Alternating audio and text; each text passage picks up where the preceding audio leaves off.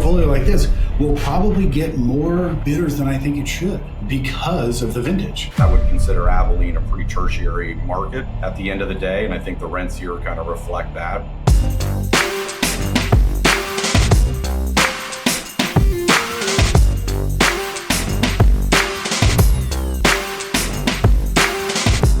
All right, welcome in another episode of the Real Estate Anonymous podcast. We are heading to Abilene, Texas, taking a look at some multifamily, talking about cash yields, the fundamentals of location, and just generally chopping up a deal that we think is sort of interesting. So if you got some time, we encourage you to check it out. Hope you enjoy it. Good morning, good afternoon, good evening. Welcome in another episode of the Real Estate Anonymous podcast.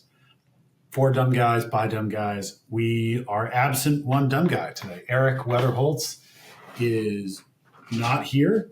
And though this is just speculation, Brett, I assume Eric is meeting with President-elect Trump to take over as the Secretary of HUD. Does that sound right to you? That's correct, yes. So I think we're reporting that here as fact. You all should email Eric, reach out to him, however you get in touch with Mr. Weatherholtz.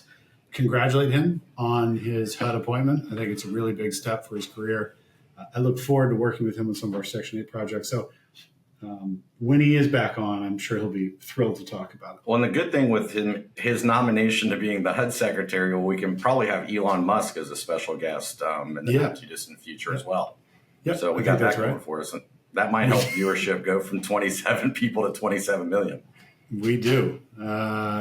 What's up with you, man? What's new in your world? Kind of, I think I say this a lot, still a lot of zigging and zagging in the commercial real estate transactional space. And I think there's another interest rate coming today, but I think is for the folks that are nerding out and following what interest rates are actually doing, they're going up. And that turns out that it does affect pricing. It is a math exercise, and everyone's Excel model seems to be working these days, which is a real pain in the rear end if you're a broker. Yeah, what's the 10-year today? Like 435 or something like that. 437. All right, it's close. Fun stuff. Not bad for me. I get these pop-ups when I check. Sometimes it's CNBC, and I have an ad blocker on my browser. And so I'll go look something up, and then a little pop-up comes up. It says, it looks like you're using an ad blocker to support our journalism. Please allow ads. You click a button that says continue without supporting. And every time I click continue without supporting, I always imagine there's some greedy venture capitalist on the other side who's going to miss his bonus because I've decided he doesn't get any share of those ad dollars. That's right. I would think that's 100% right. I always click continue without supporting with a smile on my face. Right. For me, I just say accept all cookies, but I have no idea what cookies are. I like to eat You're them. a good company, man, Brett. Yeah, so I think they get wiped out at the end of every day here anyway. So I hope our IT department is not listening to this, which I feel confident they're not. You think your company is having to go through your computer and scrub all the porn searches every day and go, God, Brett? No, I see. I'm not the smartest guy around, Elliot, as you're fully aware. But I even know you don't do that on your work computer. That is what incognito browser is for on your cell phone. Not that I've ever done that, but that's what my friends tell me. That's what my friends tell me. That is for sure how you end up getting fired from your job, because you have a glass wall behind you. So if you were just sitting there looking at pictures of naked ladies, someone in your office would have a problem with that. Would find that offensive, yes. And I just want the record to state that I would find that offensive too. Yes, we're all on the record here. Yep. Yeah, the 10-year is the highest it's been since July. That's cool. Yeah, it's great. We got that going for us, which is nice. That's good. Well, it was fun for a little while deals were starting to pencil. Brett, you and I were chatting before we started recording. The deal flow in affordable housing there's a lot of different programs, as people are probably aware. There's Section 8, low-income housing tax credit, and there's all these other state programs. Different from market rate housing, where you can, not every deal on the market works and pencils. You can't just buy every deal on the market, but there's a pretty steady stream of things to look at. In affordable housing, that pattern kind of ebbs and flows over time. So and for no particular rhyme or reason, there could be a lot of Section 8 activity or a lot of tax credit activity or a lot of state-specific programs or some USDA deals, and your pursuit in affordable housing is a little bit less about we are going after this one product type in this one market, and it's a little bit more about we understand the universe of programs. We are constantly casting our net, and we understand that we're going to bring different stuff in all the time, and so you have to be able to kind of be flexible with some of your deal flow. It doesn't mean you need to change your return requirements or anything like that, but there's not always the steady stream of affordable housing assets to buy in the same way that there are on the market. So we've been pretty busy on our end. We're finding deal flow in interesting places. We're working with some public partners, so some government agencies, to preserve affordable housing through. There's a couple different processes that are out there, and don't want to get too deep into discussing active deals, but we found that different state housing agencies have some affordable housing projects that are either underperforming or in this kind of flex period where we are able to step in. And that really wasn't our business even 6 months ago. We were looking at different opportunities, but so it's been good. The 10-year obviously affects everybody, but we feel like we're in a pretty good spot here. And today we're going to talk about some multifamily. We're going to Abilene, Texas. We're going to West Texas, baby, or Central West Texas. Texas is a small state, so I don't even know. It is, it's a small state.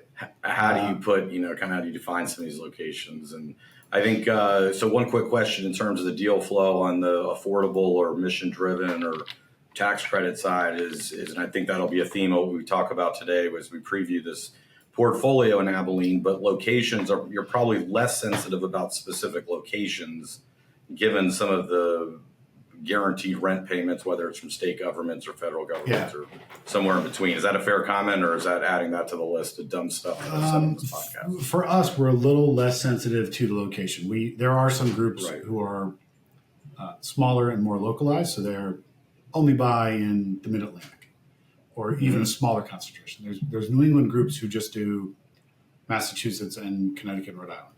People sometimes have their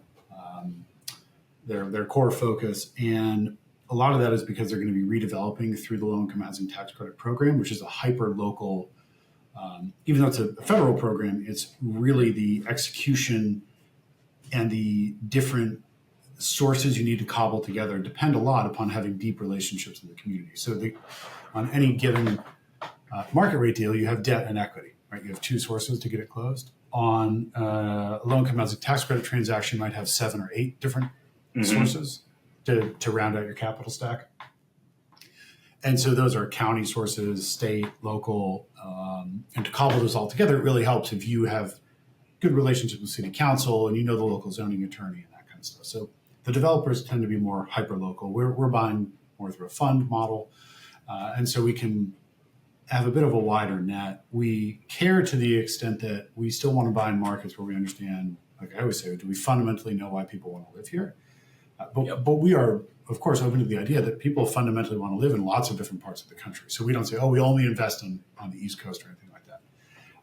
But yeah, having certainly in the Section 8 world, having a large chunk of your rent paid by HUD adds some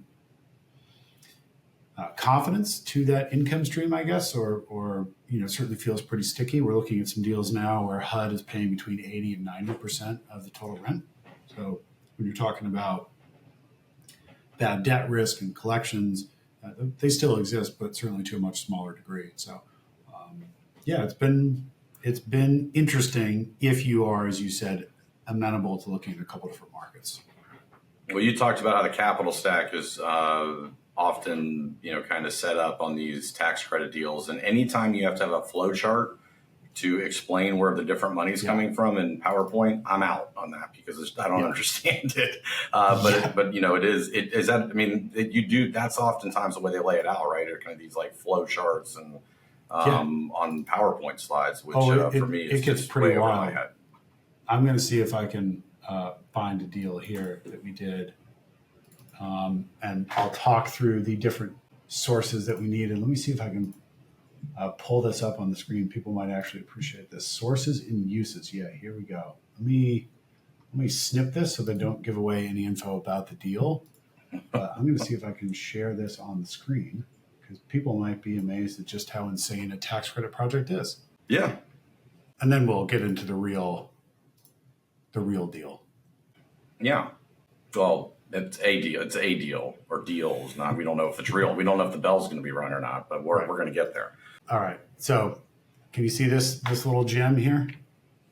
You can. You can. Yes. I can. Yes.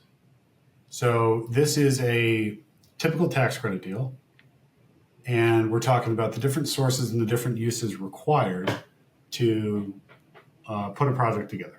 And so what you've got here is your low-income housing tax credits. This is we have 1, 2, 3, 4, 5, 6, 7, 8, 9. So we took 9 different sources to make this deal work. I actually don't know why I do this for a living. It is a horribly painful thing to do.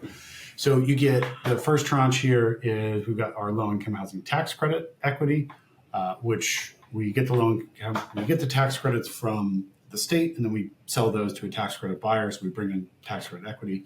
We get a first position loan from the local housing authority, tax exempt bond financing.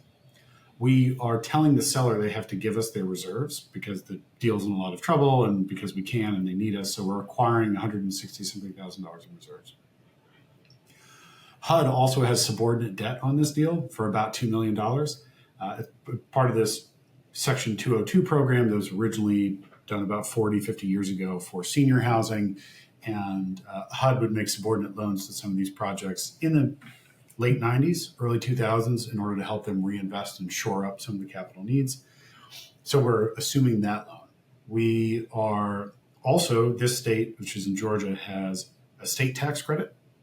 So if federal tax credits trade at 90 cents on the dollar, state tax credits might trade around 58 to 60 cents on the dollar, so they're not quite as valuable, but we are getting some state tax credits.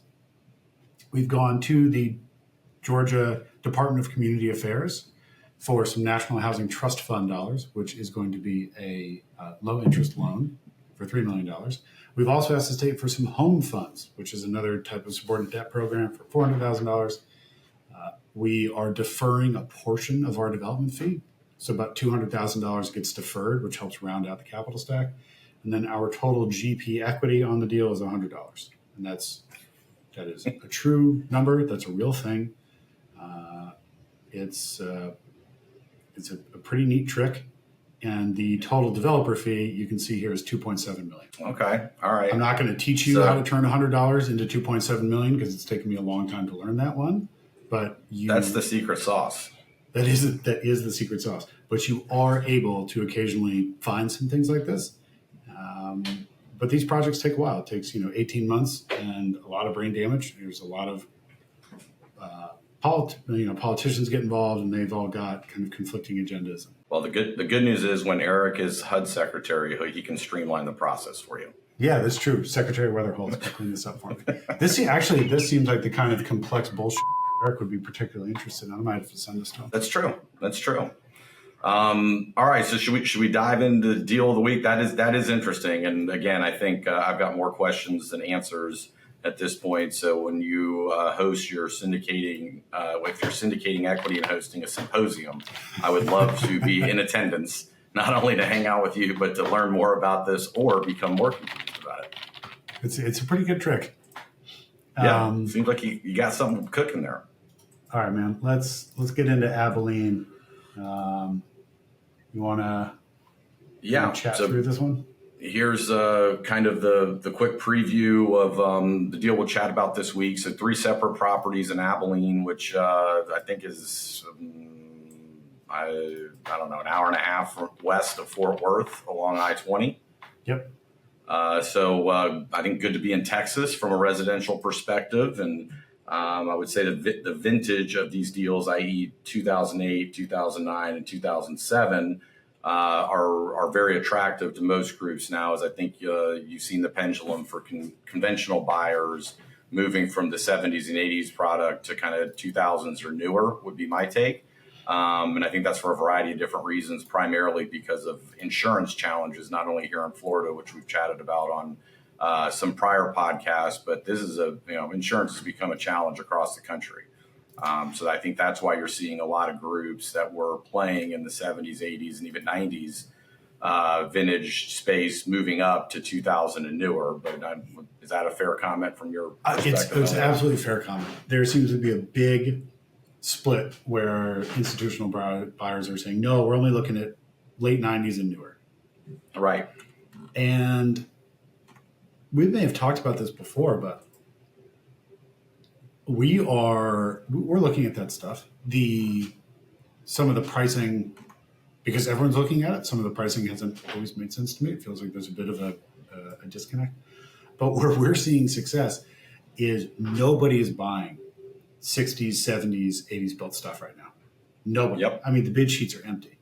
And so we are making offers at, now it's like 30 grand a door. That's sort of our standing number. And there's so many more sellers than buyers. There's so many more lenders who have these portfolios and they need out.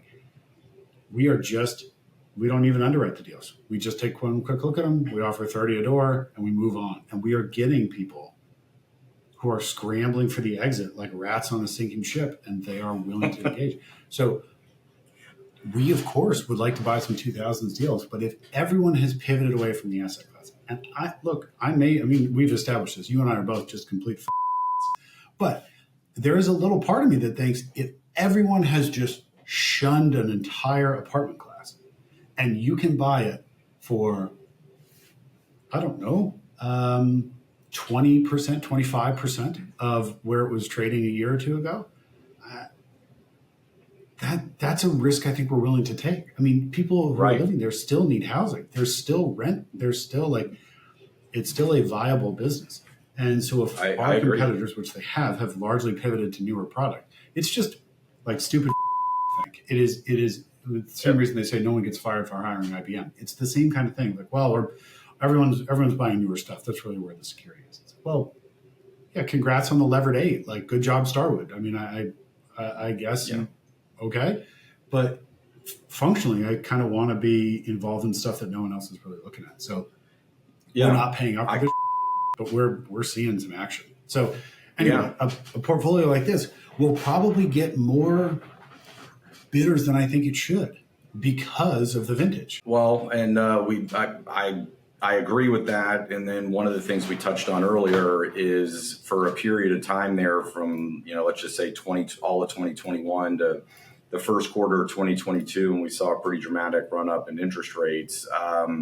Locations, people were completely agnostic about location. So a deal in Boston, kind of a core deal in Boston was trading for relatively the same yield as a deal in the Florida Panhandle or on the surface of the moon, which makes zero sense. That was one of the only things I've ever been right about in the real estate business is this is going to end poorly for folks. But if you and maybe you should come down to Orlando on November 20th and do the teach-in at my 11-year-old son's school and help me explain commercial real estate. But in all honesty, if you were to stay, and this will come up, I guarantee it. In Florida on the 20th.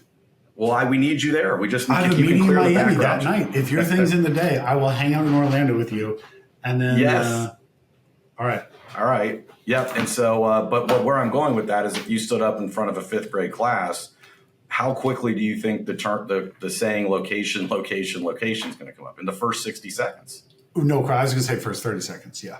Yeah. Okay. Well, I was trying to hedge a little bit there, but I'll let you lead up with the location. Maybe that's your opening salvo. For sure. Right. For sure. Yeah. 10 seconds, first 10 seconds. But so that's where I kind of think some of this stuff today, and that's normal, right? Location should matter. Certain secondary locations, tertiary locations should trade at a discount to more primary or core locations, however we define those. So, but I agree, vintage here is compelling. I would consider Abilene a pretty tertiary market for sure at the end of the day. And I think the rents here kind of reflect that. But, we're talking about 533 total units. So this isn't going to be a $1 billion check. This is, the multifamily stuff in Texas is pretty cheap. So maybe this is, I don't know, 50 million.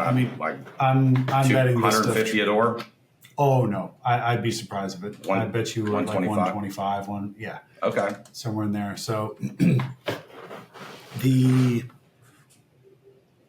what's interesting to me about these kinds of markets, and where I think you can get in a lot of trouble. You can make great money buying in tertiary markets, but you have to buy at the right basis, which I know is such a thing to say, so I'll elaborate on that a bit.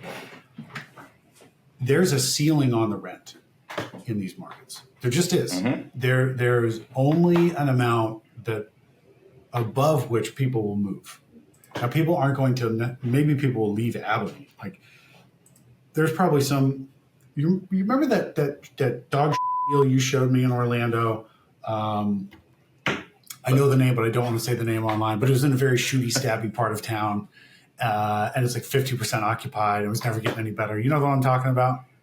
I think for the purposes of this podcast, I'm going to say I don't know what you're talking about. Say you don't know. Okay, so for the purposes, I have no idea what you're talking about. Got it. No idea what I'm talking about. And so on that deal, the ceiling on the rent was just, I mean, the neighborhood amenities were like pawn shop, a place to finance rims and tires, a liquor store, a gun store, and a Subway. I'm like, yeah, no, this feels like my kind of thing.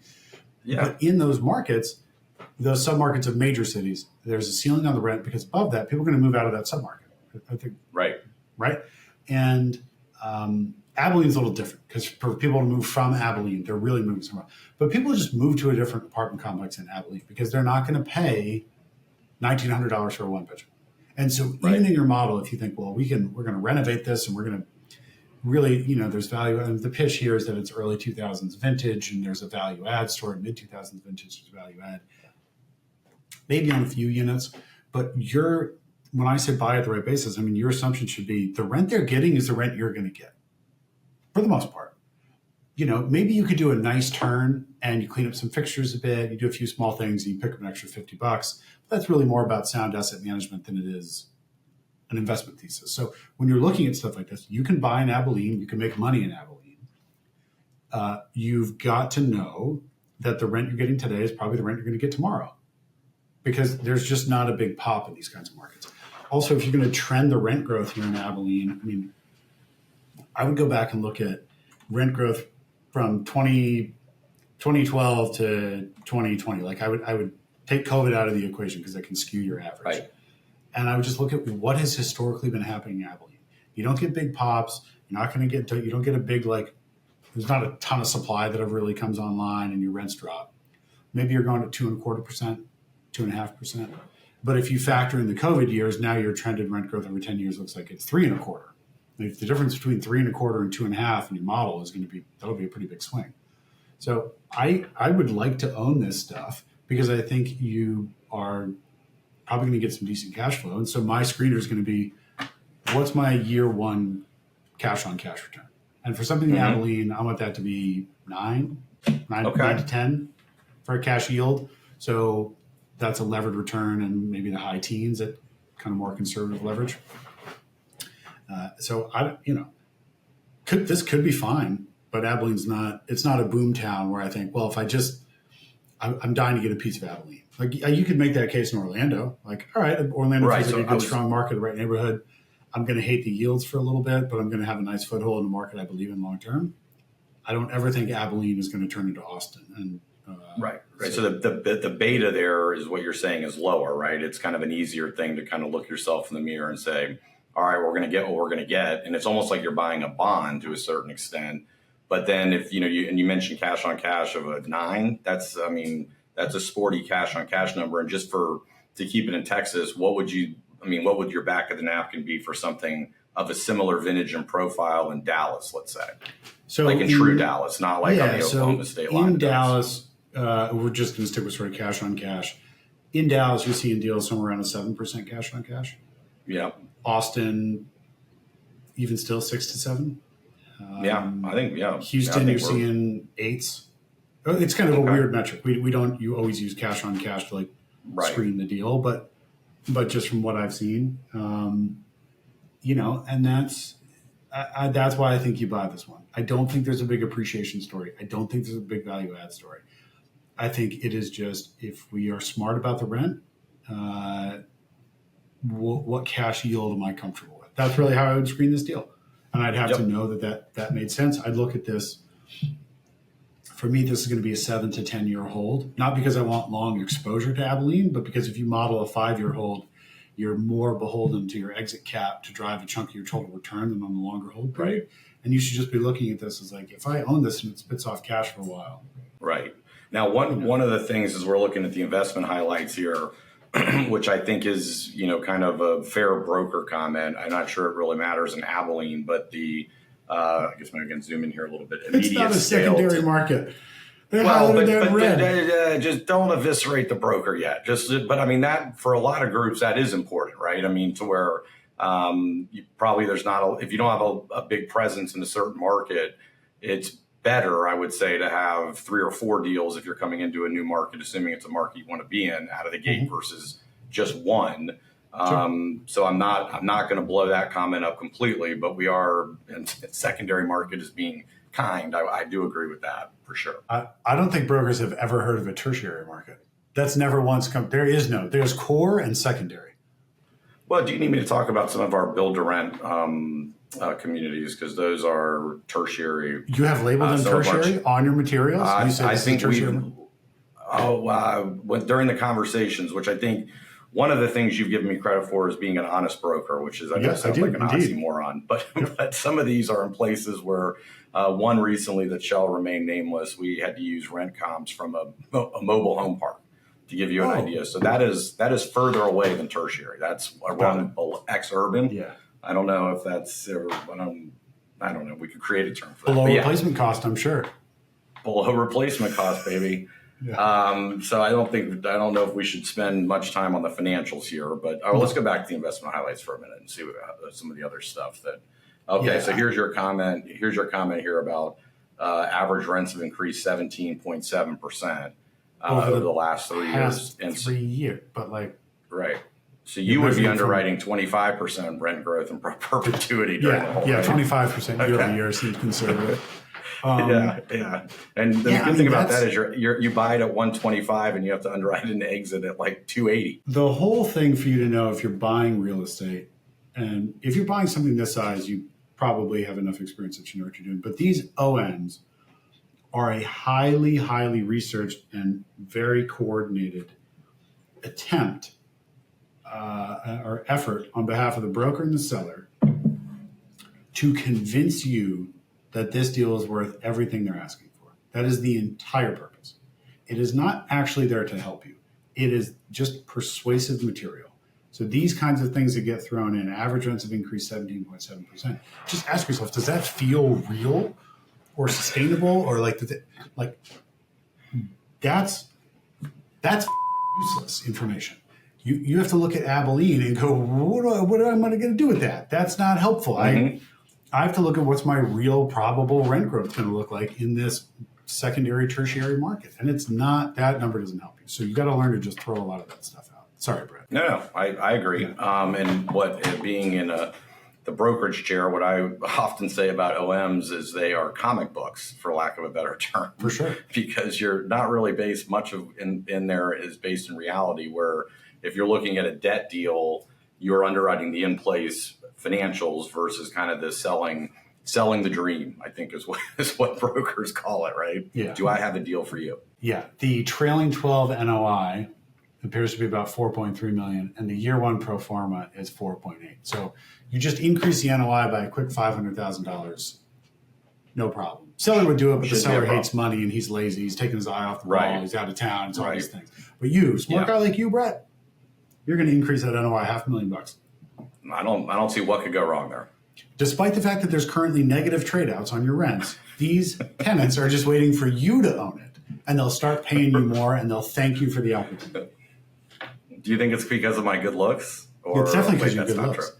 Yeah, okay, I think if you put your headshot on the rent renewal notice, they'll be, this handsome of course I'm going to pay an extra $100. Yeah. Put that money in my pocket, please. Yeah. All right, let's see what others. So increasing NOI across the portfolio by $500,000 seems aggressive, and I'm being nice here to the brokerage community. And then when you kind of look at some of the rent comps here, the way they're positioning it is it's 15 cents below what the rent comps are. And, that's another thing that I think, unfortunately, brokers can take a pretty liberal view on is rent comps. But I've got no money to buy deals. But have you seen rent comps that maybe are a little bit of a stretch in your career, Elliot? Yeah, once or twice. There was a deal in Austin, a 70s built deal. There was a Section 8 deal called Travis Park. And they were trying to pitch the markup to market story, and they were comping it out against new construction high rises. Yeah, I know. That seems like a fit. Well, okay, so what's wrong with that? One of these things is not like the other.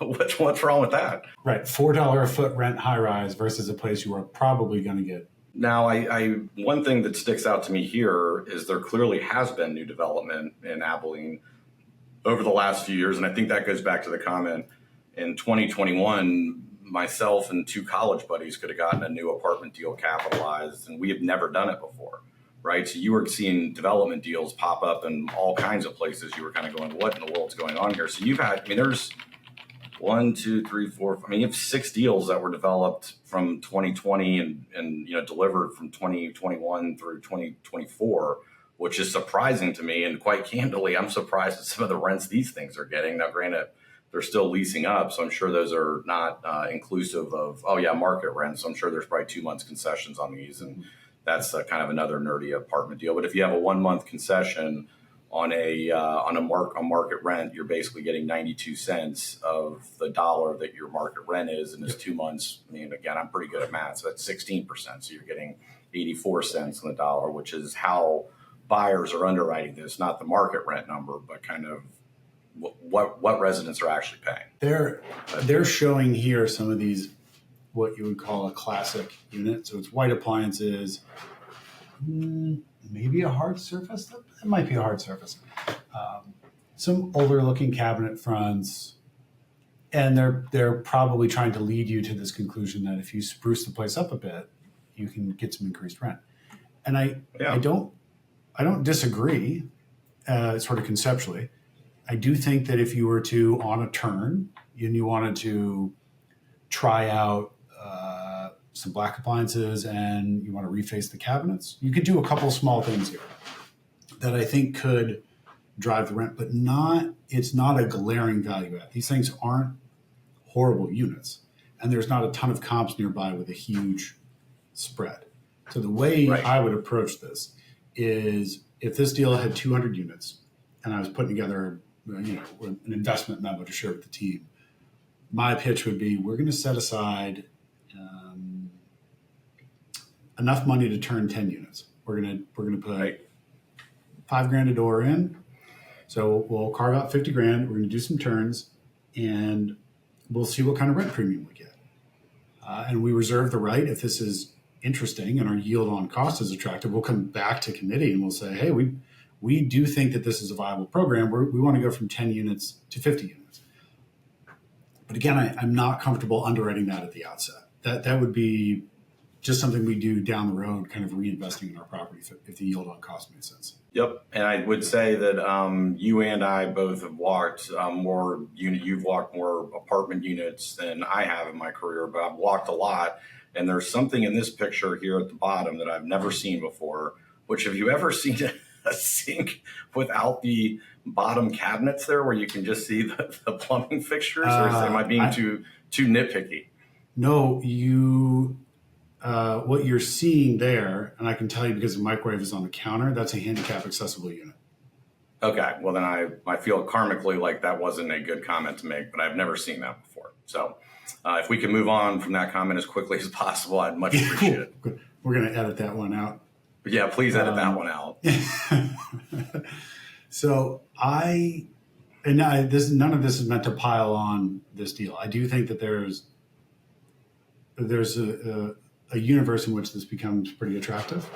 But I would be real careful about believing that there is a value add story here, because I just don't think this is a market where you have to pay for any kind of value add upside. I just don't think that's true. I think you buy the current cash flow. If you have some operational advantage, if you have your own insurance policy and their insurance is $800, but yours is going to be $500. If you have some, maybe there's one or two things that you just believe will happen day one, great. But aside from that, betting the success of your investment on the future ability to turn 600 units or however many units in this portfolio, That's not a place I'd like to be here. I would take that kind of risk in Orlando. I would look at my base case and go, well, worst case scenario, we're getting a 12% or 10% return on a project in a market that we believe in. And you have a range of outcomes. But here, the worst case scenario is you're getting a much lower return in a market that you don't have a ton of conviction. A market that you bought for cash yield, you're now pivoting and saying our base case is appreciation. And that doesn't. Yeah. I think in a city with 125,000 people, it becomes even harder to industry justify that. Yeah. Right. And I mean, let's just put this deal here. It seems like it's in a good location with a Target nearby and a movie theater. I haven't seen a movie in a while, but if I lived in this place, I would totally walk over there and see a movie. It's been well kept up. I mean, they stressed out on the first page. It's been institutionally owned, and people like to use that pitch, but it does. It looks good. Common areas have been refreshed.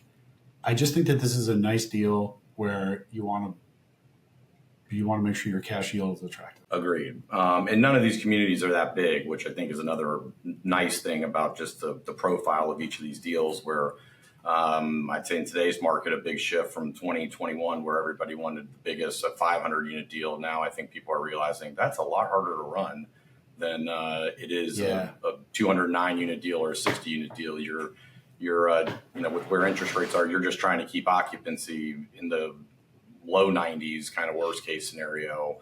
And being able to do that on a lower unit count deal is much easier than a 450 or 500 unit deal. The worst deal that I have seen in a year, maybe more, is a deal in Texas. It's in Houston. It's called Cabo San Lucas Apartments. I'm pretty sure it's Cabo San Lucas Apartments. Late 60s, early 70s built in a very rough part of town, South Houston. And it's a little over 1,000 units. Horrifically bad. It's like owning a city. It's just not a thing you want. It's the worst, but you're right. I mean, anything above 300 units starts to get you. It's like running an aircraft carrier. It takes a while to position it, move it around. But the 1,000 unit Cabo San Lucas deal, a broker sent it to me. It's owned by some private equity firm. And he's like, they're really willing to consider offers. I offered him 10 grand a door. And he basically told me to off. And I was like, well, good luck in Houston. You don't have to get pissed at me. I didn't tell you to buy it. Yes, of course the residents are burning each other's cars down and shooting each other. It's a bad part of town and you own 1,000 units. You don't fundamentally understand position sizing. So I do think you're seeing a lot of these groups saying, well, actually position sizing matters. We're not going to take down 500 units here. We only want 2. And I think one of the things here as we kind of wrap up on this that has always been interesting for me and haven't been, kind of in the real estate capital market intermediary space, which is code for broker, for that long. But I remember there being a stat in maybe 2018 where a third of the entire apartment stock of new deliveries nationally, so this is a third across the country, were concentrated in Dallas, Austin, and Houston. So if you just think about that for a minute, I mean, a third of the entire, maybe it was 600, I don't know what the number was of total units that were delivered that year, but a third of the entire national development pipeline was going to be delivered in 3 Texas cities. And so I think that does put a cap on rents. And maybe that kind of goes back to where we were starting with some of your comments where the residential rental real estate game and arguably the for sale game, there are very few industries on the face of the planet. This is not a hyperbolic comment, I don't think, where 99% of the market participants agree on the single most important issue or the single biggest issue, which is affordability. And I think the rents in Texas, based on the limited or kind of just tracking some of this stuff, are far more approachable, even for newer product, than a lot of other places. Yeah. And I think that Texas deserves credit for a lot of things, but I think they make it easier to get deals out of the ground. And people are still moving there. Right. People are moving there. You're making a bet on population growth. But if you want rents to go down or you don't want rents to go up, which is all the headlines you read in our industry, I took one econ class at SMU and paid attention really well. And I remember this one theory about supply and demand. It's pretty wild. Like the broker doesn't. What an idea. It was, go ponies, pony up, baby. But I think that's a really important thing to kind of take into account where, whether it's the federal government or local municipalities want to point the fingers at the big bad developers or landlords. Well, like they don't set the rents. I mean, you and I could own an apartment building and say, hey, this unit's $1 million a month, and the deal's going to be at 0% forever. And so, the market is going to tell you what the rent is. And so, in some of these places that make it exorbitantly difficult, like a lot of places in Florida, and people are baffled that rents continue to go up. Well, talk to your local government officials until Eric gets to be the HUD secretary. So sorry for my I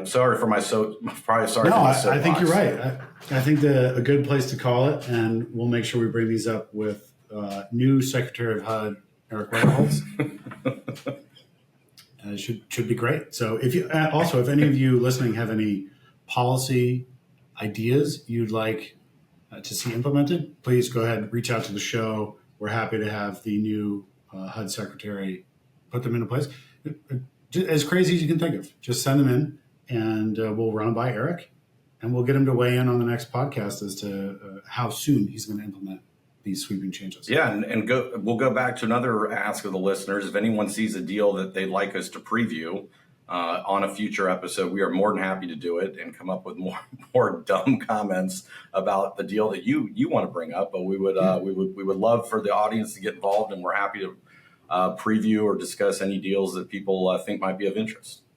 And send this insane podcast to one dumb friend of yours. If you think someone has any interest in real estate, we'd appreciate it. We're having some fun and hopefully providing a little value. So it's been great. Exactly. Well, Brett, so as we round it out here, buyers at some price, but probably not the price the seller is thinking here.